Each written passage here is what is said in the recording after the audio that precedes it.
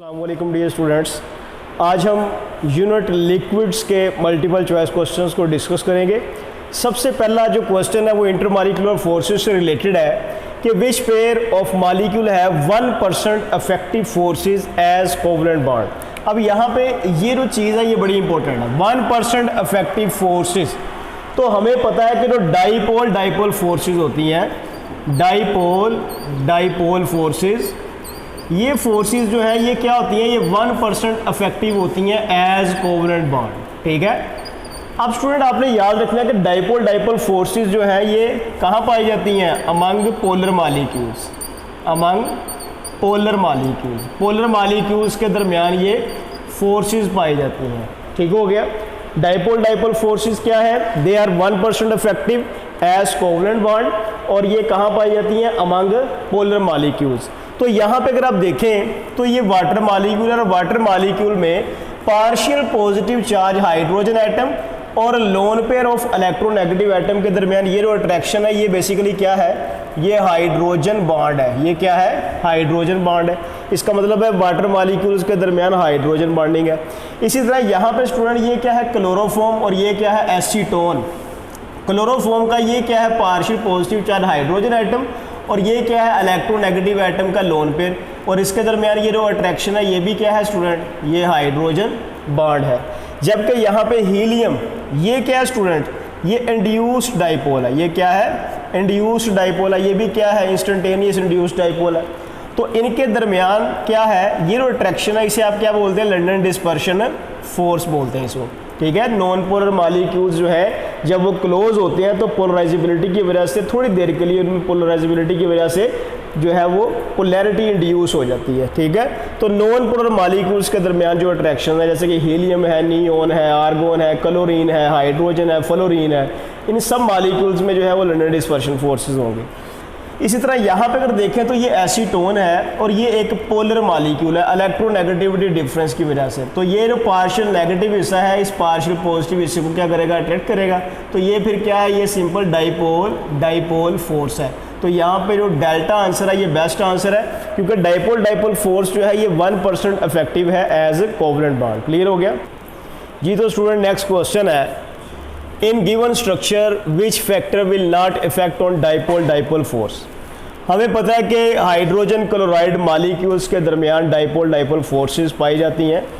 अब यहाँ पे आपने याद रखना है कि डाइपोल फोर्सेस की जो स्ट्रेंथ है ये डायरेक्टली प्रोपोर्शनल होती है इलेक्ट्रोनेगेटिविटी डिफरेंस के, यानी कि मॉलिक्यूल में एटम्स के दरमियान इलेक्ट्रोनेगेटिविटी का डिफरेंस जितना ज़्यादा होगा डाइपोल फोर्सेस भी उतनी ज़्यादा होगी। मिसाल के तौर पे कि हमारे पास HCl मॉलिक्यूल है, इसी तरह HBr है, और इसी तरह HI है। अगर इनकी इलेक्ट्रोनेगेटिविटी डिफरेंस हम देखें तो सबसे ज़्यादा डिफरेंस किस में है, HCl में है, लिहाजा इसमें डाइपोल फोर्सेस सबसे स्ट्रॉन्ग होंगी। इसके बाद HBr और उसके बाद HI। तो ये ऑर्डर बनता है, ये इलेक्ट्रोनेगेटिव डिफरेंस की वजह से है। ठीक हो गया। सेकंड चीज़ आपने याद रखनी है कि अगर इन मॉलिक्यूल्स के दरमियान डिस्टेंस बढ़ा दिया जाए तो फिर क्या होगा, ये अट्रैक्शंस जो हैं ये वीक पड़ जाएंगी।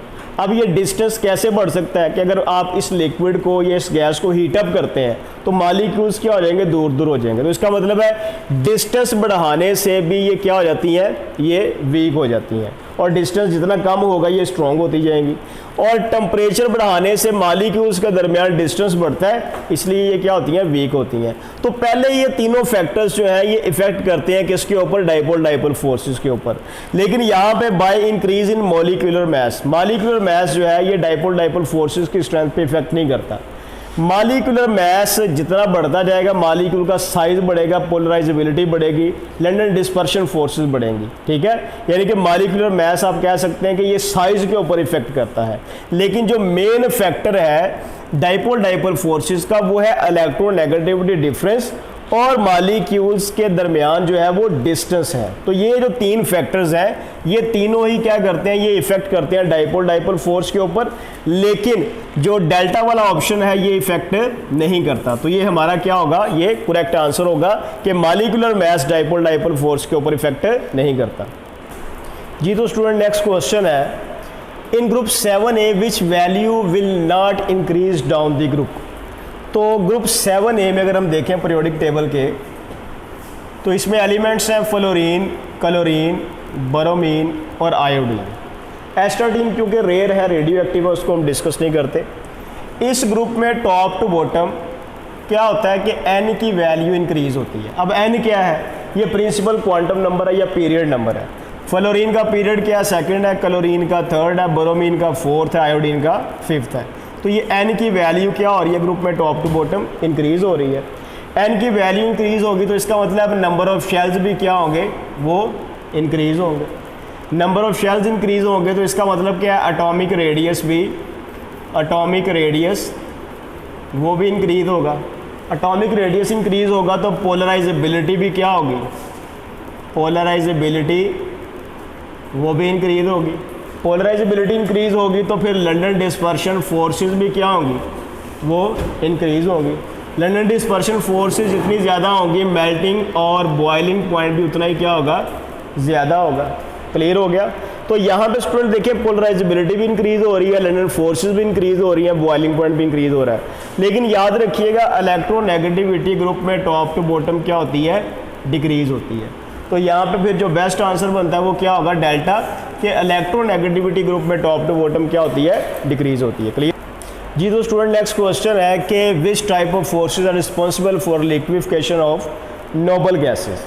तो नोबल गैसेज हम बेसिकली क्या है, हीलियम, नियॉन, आर्गॉन, क्रिप्टॉन वगैरह, ये मोनो एटॉमिक मॉलिक्यूल्स है।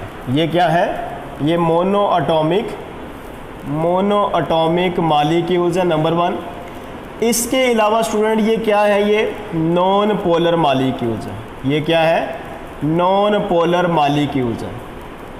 अब हमें पता है कि नॉन पोलर मॉलिक्यूल्स का जैसे जैसे क्या होता है ग्रुप में top to bottom size increase होगा तो पोलराइजेबिलिटी इंक्रीज होगी।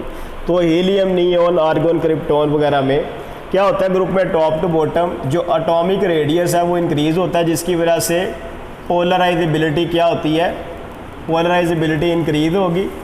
और लंदन डिस्पर्शन फोर्सेस भी इंक्रीज होंगी, इनका बॉइलिंग पॉइंट भी क्या होगा, इंक्रीज होगा। अब याद रखिएगा ये गैसेस जो है ये लिक्विफाई कब होंगी।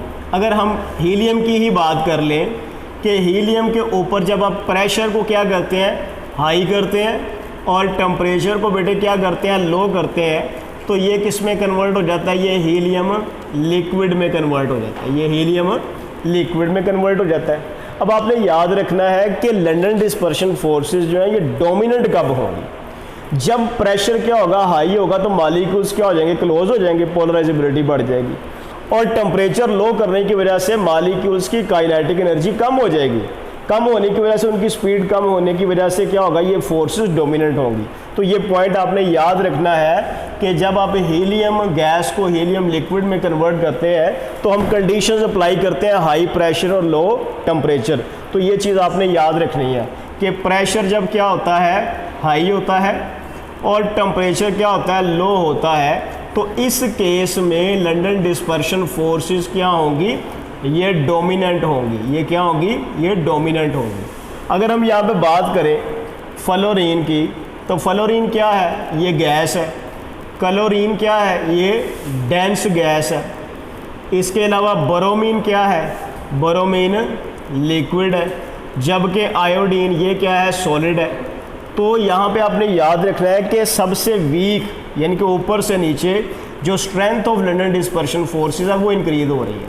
Strength of London dispersion forces वो क्या हो रही है, वो इंक्रीज हो रही है। सबसे strong London dispersion forces solid में है, उससे वीक लिक्विड में है, उससे वीक डेंस गैस, और सबसे वीक जो है वो गैस फ्लोरीन में है। बात की समझ लगी ना। तो ये कंडीशंस आपने याद रखनी है कि लंदन डिस्पर्शन फोर्सेस जो है ये डोमिनेंट कब होती है, जब स्टेट सॉलिड होगी और उससे वीक किस में होंगी, लिक्विड में, और उससे वीक गैस में होंगी। और अगर टेम्परेचर और प्रेशर की बात करें तो आपने याद रखना है कि हाई प्रेशर और लो टेम्परेचर पर लंदन डिस्पर्शन फोर्सेस जो है ये डोमिनेंट होती हैं, और ये डायरेक्टली क्या करती हैं, लिक्विफिकेशन के ऊपर या तो फिजिकल पैरामीटर्स हैं जैसा कि बॉइलिंग पॉइंट है या मेल्टिंग पॉइंट है, उसके ऊपर इफेक्ट करती हैं। तो तो हीलियम होगी, नियोन होगी, आर्गन होगी, क्रिप्टॉन होगी, या हैलोजन्स होगी, या हाइड्रोजन होगी, ऑक्सीजन होगी, नाइट्रोजन होगी, ये सारे के सारे नॉन पोलर मॉलिक्यूल्स हैं। बात की समझ लगी। इसके अलावा अल्केन्स की अगर हम बात करें तो उनके फिजिकल पैरामीटर्स के ऊपर भी क्या करती हैं, लंदन डिस्पर्शन फोर्सेस ही क्या करती हैं, इफेक्ट करती हैं। क्लियर हो गया। तो स्टूडेंट इस क्वेश्चन का जो बेस्ट आंसर फिर बनता है वो क्या है कि वो हमारा आंसर होगा London dispersion forces. London dispersion forces जो है ये बेटा जी नोबल गैसेस की लिक्विफिकेशन की रीज़न है। क्लियर हो गया जी। स्टूडेंट नेक्स्ट क्वेश्चन है कि which pair of liquids will soluble to each other due to Debye forces. अब डिबाई फोर्सेस जो है इनको आप डाइपोल इंड्यूस्ड डाइपोल फोर्सेस भी कहते हैं। ये ऐसी फोर्सेस हैं जो पोलर और नॉन पोलर मॉलिक्यूल्स के दरमियान पाई जाती है। पोलर मॉलिक्यूल के ऊपर क्या होती है, पोलैरिटी होती है, और नॉन पोलर मॉलिक्यूल के ऊपर क्या होता है, पोलैरिटी इंड्यूस कर दी जाती है। तो यहाँ पे अगर देखें तो वाटर क्या है, वाटर पोलर मॉलिक्यूल है, जबकि ऑक्सीजन क्या है, नॉन पोलर मॉलिक्यूल है। तो हमें पता है कि थोड़ी बहुत ऑक्सीजन जो है वो वाटर के अंदर डिज़ोल्व हो जाती है। क्यों? क्योंकि ऑक्सीजन में पोलैरिटी इंड्यूस हो जाती है। ठीक हो गया। तो वाटर और ऑक्सीजन जो है ये आपस में डिबाई फोर्सेस की वजह से सोल्युबल है। हीलियम और नियोन दोनों ही नॉन पोलर है, इनमें लंदन डिस्पर्शन फोर्सेस होगी। जबकि एसीटोन और क्लोरोफॉर्म अभी हमने डिस्कस किया, इनके दरमियान क्या पाई जाती है, हाइड्रोजन बॉन्डिंग पाई जाती है। और हाइड्रोजन क्लोराइड और हाइड्रोजन आयोडाइड पोलर मॉलिक्यूल्स है, तो इनमें डाइपोल डाइपोल फोर्सेस होंगी। तो यहाँ पे जो बेस्ट आंसर बनता है वो क्या होगा, अल्फा वाटर प्लस ऑक्सीजन।